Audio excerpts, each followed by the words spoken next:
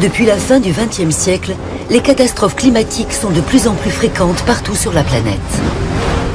La nature nous a déjà envoyé quelques avertissements. Ces dernières années, il y a eu beaucoup d'inondations catastrophiques. De New York à Shanghai, de Tokyo à Bangkok, les inondations sont les catastrophes naturelles les plus meurtrières. Riches ou pauvres, aucune mégapole n'est épargnée.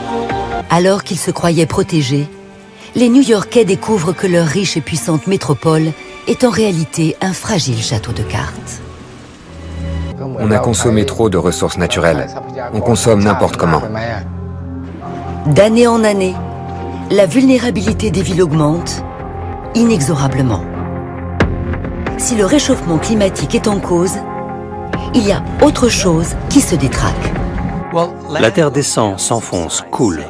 La mer monte, des villes s'enfoncent. On devra peut-être abandonner certaines grandes villes dans le futur. Face aux inondations, les mégapoles côtières sont à un tournant de leur histoire.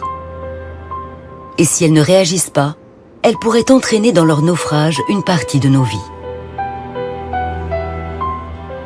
Mais à long terme, ne faut-il pas s'interroger sur la manière pour le moins paradoxale dont nous conduisons nos sociétés ? En faisant disparaître la nature sous le bitume, nous anéantissons sa formidable résilience. Et nous demandons maintenant aux villes de devenir résilientes à la place des écosystèmes naturels.